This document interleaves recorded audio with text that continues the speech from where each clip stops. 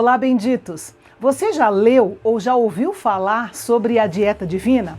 Pois bem, hoje nós vamos conhecer a dieta que Deus deu ao seu povo Israel. Este capítulo 11 dá início a uma sessão que vai até o capítulo 15, onde nós vamos encontrar mais de 100 vezes a palavra imundo, mas poucas vezes vamos encontrar a palavra pecado.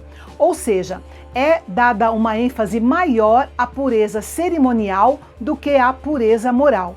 A impureza cerimonial era sobre comer animais ou insetos imundos, contato com cadáveres, atos ou enfermidades sexuais e lepra.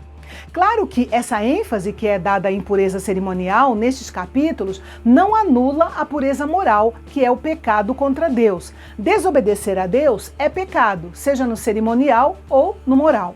Dessa vez, Deus falou sobre esse assunto com Moisés e com Arão, porque nesse assunto estavam envolvidos tanto o governo, que estava a cargo de Moisés, quanto o sacerdócio, que estava a cargo de Arão. As leis eram para reger o dia a dia do povo. Deus estava interessado em cada detalhe das suas vidas e por isso ele deu mandamentos sobre o que seria uma alimentação saudável. Lembrando que Deus deu essas leis especificamente à nação de Israel e não a todas as nações. As razões pelas quais Deus deu essas leis dietéticas não são muito claras, mas nós podemos deduzir e resumir aí em 3 pontos principais. Primeiro, era uma oportunidade dos israelitas demonstrarem a sua obediência a Deus. De um modo geral, a intenção de Deus era fazer de Israel uma nação sagrada, separada das outras nações. Então, assim como a primeira lei que Deus deu a Adão e Eva, representando ali a humanidade, dizia respeito ao que podia ou não ser comido, essas leis foram dadas a Israel como um teste de obediência a Deus também. Em segundo lugar, essas leis separavam os israelitas dos seus vizinhos pagãos. Isso limitava a verdadeira comunhão e conexão que um israelita obediente poderia ter com os povos vizinhos que não adoravam e nem obedeciam ao Senhor. Além disso, alguns dos animais declarados impuros para os israelitas eram animais que eram idolatrados nas religiões pagãs. E um terceiro motivo era que as leis dietéticas de Deus ajudariam a proteger a saúde do povo. Muitas doenças e problemas foram evitados pela obediência a essas leis. O capítulo contém as leis relacionadas ao consumo de animais terrestres, marítimos e aéreos.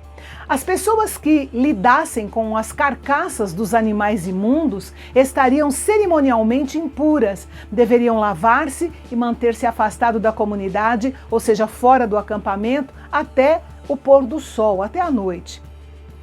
Por exemplo, se um rato morto fosse encontrado em uma aldeia israelita, ele seria descartado imediatamente, com todo cuidado, e a pessoa que o descartou teria de se lavar e ficar afastada dos outros até a noite.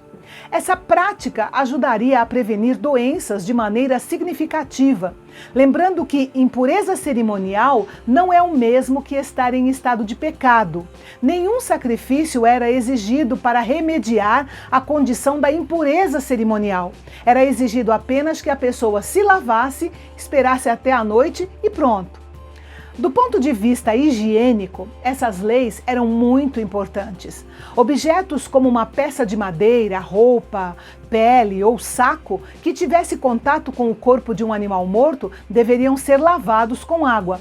Mas, por exemplo, se um roedor entrasse num vaso de barro, que é de um material um pouco mais absorvente, ele deveria ser quebrado, porque qualquer doença que aquele roedor carregasse poderia ser transmitida para a pessoa que fosse usar aquele vaso.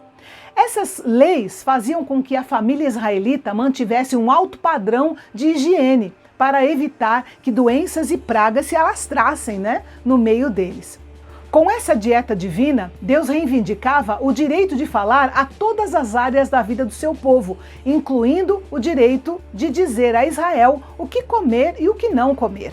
O grande propósito dessas leis era consagrar, santificar, separar o povo das nações pagãs. É bom destacar aqui que alguns cristãos ainda acreditam que nós temos a obrigação de observar essas leis alimentares de animais limpos e impuros nos dias de hoje. Mas isso não tem respaldo bíblico. Primeiro, porque essas leis foram dadas especificamente para o povo de Israel. Em segundo lugar, essa questão foi resolvida de uma vez por todas no Concílio de Jerusalém, em Atos capítulo 15.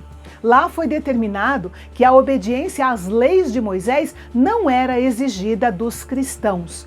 O apóstolo Paulo escreveu aos Colossenses dizendo o seguinte: portanto, não permitam que ninguém os julgue pelo que vocês comem ou bebem. Paulo também explicou que para os cristãos não existem alimentos proibidos. Mas existem algumas pessoas que vivem num cativeiro quando se trata de comida. Elas são viciadas em comer alimentos que não são saudáveis. O princípio de 1 Coríntios, capítulo 6, versículo 12, nos ensina que devemos comer o que é útil para nós, mas não devemos estar sob o domínio daquilo que comemos. Olha o que diz lá: tudo me é permitido, mas nem tudo me convém. Tudo me é permitido, mas eu não deixarei que nada me domine. O princípio bíblico envolvido neste assunto encontra expressão em mais uma fala do apóstolo Paulo que diz: assim, quer vocês comam, bebam ou façam qualquer outra coisa, façam tudo para a glória de Deus. Mas você sabia que quando uma mulher tinha um bebê na comunidade de Israel, ela era considerada cerimonialmente impura? Esse será o nosso assunto de amanhã e eu espero você. Até lá!